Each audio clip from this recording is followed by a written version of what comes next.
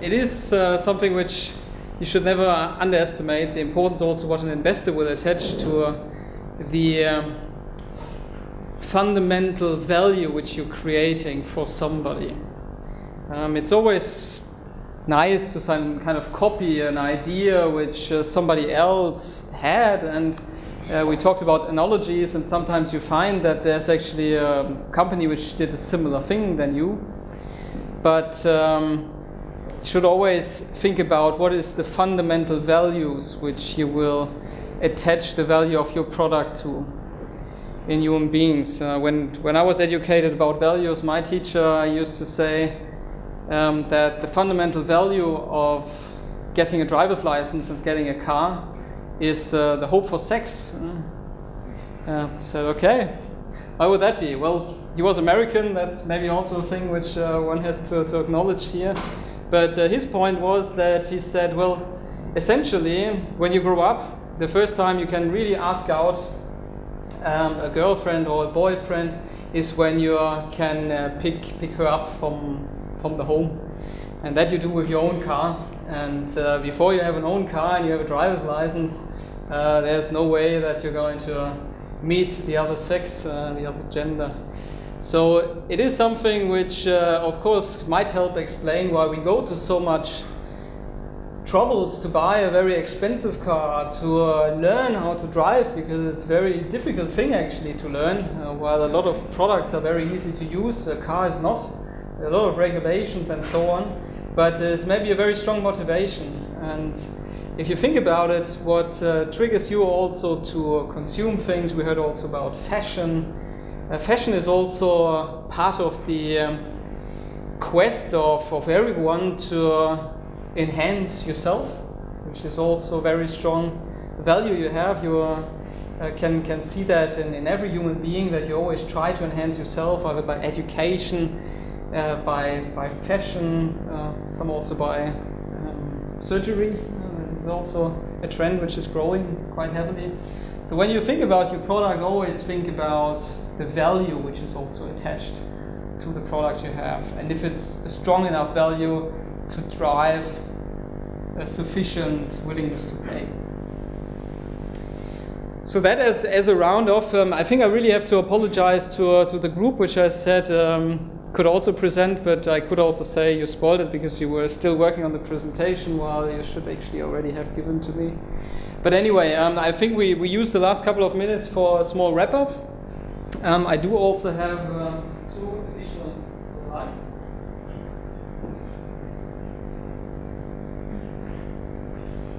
One is going back to what I started at the very beginning, that we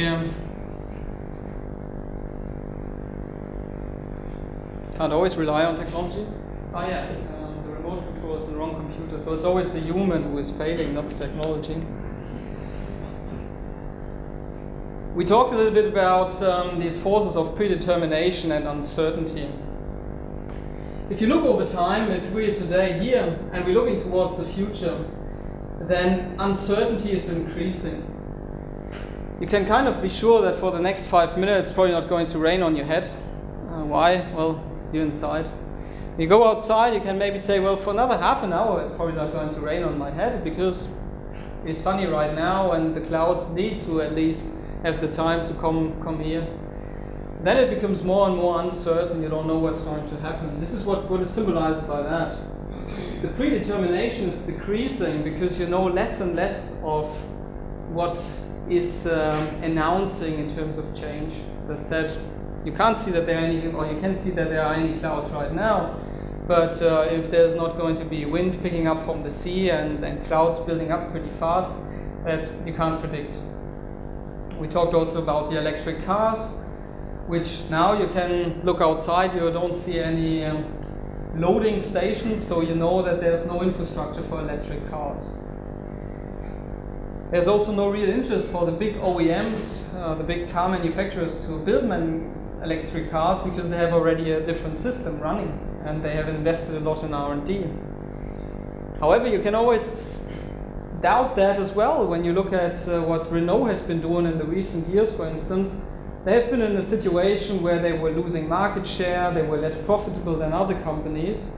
So what the CEO 3 years back said is that in 2012, every car in the Renault line will have an electric version on the market. Well, he underestimated the force of predetermination, because when you go into a shop, you still can't buy every model of Renault as an electric car, but they're working towards it.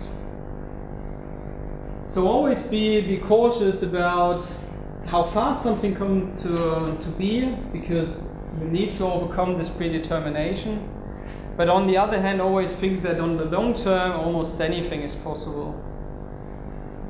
I also consulted a lot in the energy business in Germany, and also in a time where a new government came into power, and they said, oh great, now it's great times for us again. Nuclear energy is now going to have a big revival, and we're going to start building new power plants. Then, of course, the big tragedy in Fukushima happened, and now all atomic energy is going to be phased out in Germany very soon. So these are a lot of things which you just can't predict at all, but you can prepare to a certain extent for it. Now, when we look at what foresight and forecasting and so on is doing, well, in the near future you can kind of forecast. You can, by what is happening today, by the predetermination, you can anticipate what will happen there. This is forecasting. You can anticipate that so and so many electric cars will be sold, but not more. Then there's an area which, depending on the industry, can be anything from 2 years to, let's say, 15, 20 years roughly, where you can use foresight, where you can use tools like scenario planning, trend analysis, etc., to anticipate what your market might look like. Beyond that, it's hoping for the best. It's something where you have too little information to really have any grips on the future. And when it comes to different tools which you can use, we also see a lot of advancements there. We tried out a little bit this trend analysis today.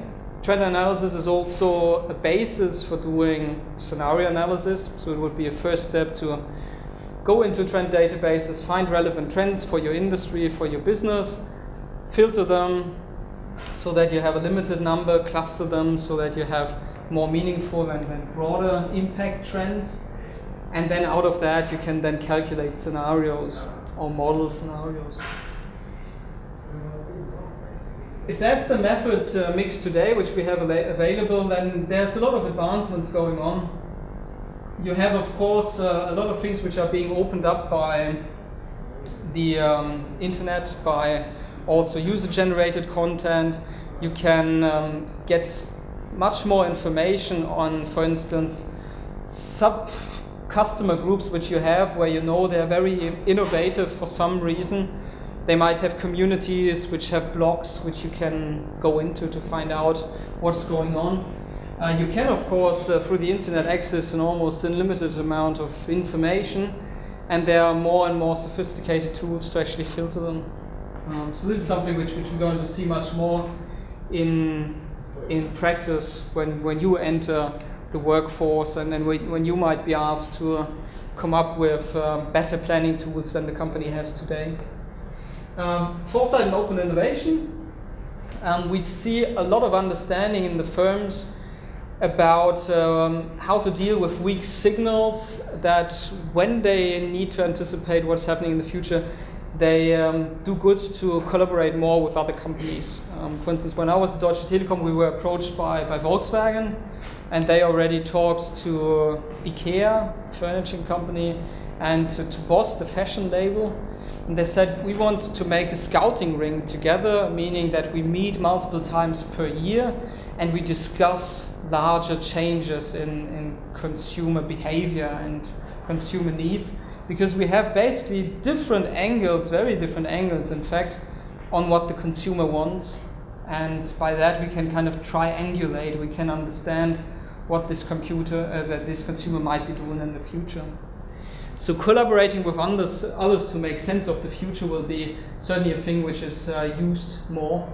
And then when it comes to this mortality of firms, which we discussed at the very start, now you might be in a situation to actually start up a company with an initial invention or with an initial insight what this innovation can be, and you might become successful with that. But eventually you will have the question to deal with how to replace your initial invention. Because what happens is Google invented a very nice algorithm to search the internet, which gave them more relevant research results when you were trying to do an internet search than other search engines. So that's the initial invention which helped them to gain the huge market share they have today. But today, there are other search engines who might use Google and other information, maybe your location, to bring to you even more relevant search results. So they need to constantly innovate. And that is something which you will need to build. And that is not only on the product basis, but also on the market basis. So if you're on a market today, which is maybe in Samsung's case, there are multiple markets, of course, but here we see consumer electronic market, most of it. Then the question is, of course, are they going into the IT market, into different segments? They already have computers, they have printers, but do they want to go into other market segments, maybe ones which are emerging, like a smartphone? There was no market for a smartphone before smartphone was around. There was market for mobile phones and one for computers. But out of that merger, a new market arises, and many large companies are looking also into methods to systematically explore such new business fields.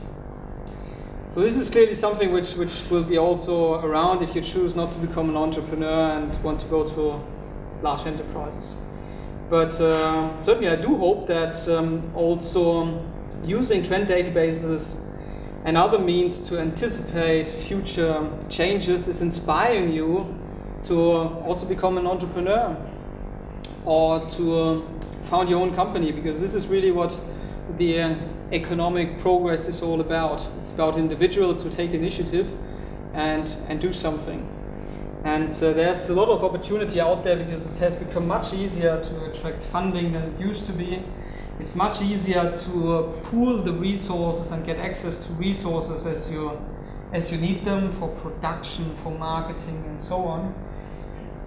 And I think particularly when you're young, it's a much more attractive career than joining a large group. But that's my personal opinion, having been one who joined a large group. Haven't tried out becoming a real entrepreneur with a product as such.